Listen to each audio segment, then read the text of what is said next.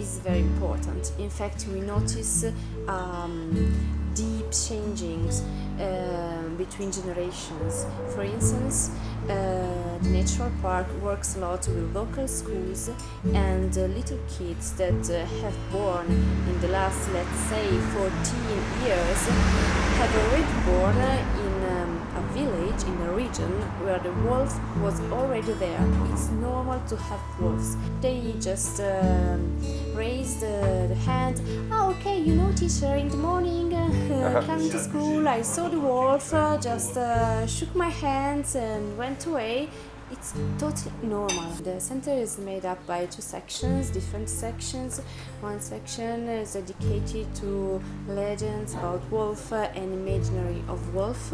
And the other section is made up by also a captive area where some animals are kept, and mainly animals that cannot live in nature can be put again back in nature because they had, for instance, car accidents and they could not recover in time to be put back in nature. The idea was to give people the opportunity to inform themselves and to develop their own opinion about wolves.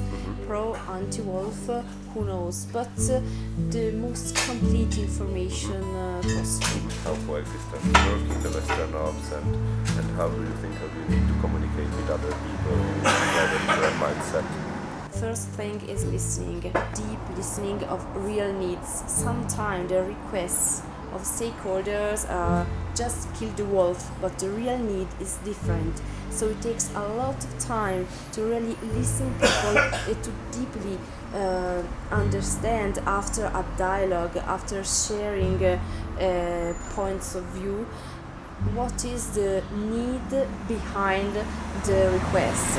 Sometimes the request is not the solution, so maybe the best answer to the real need is another solution that is acceptable by everybody. For instance, we cannot accept the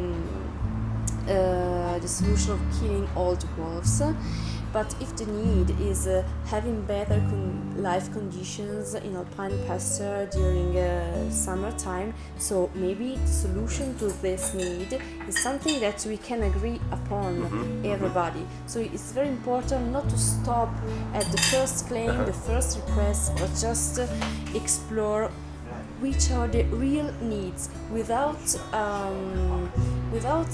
thinking, okay, I know the breeders want that and the hunters want that. Just listening, taking it very seriously all opinions, all requests and all hidden needs. After a recent training I attended, that a facilitator, someone who is some way above the not involved, not directly involved, it's not a stakeholder, can be really useful. It can lead dialogue and give to everybody the same importance.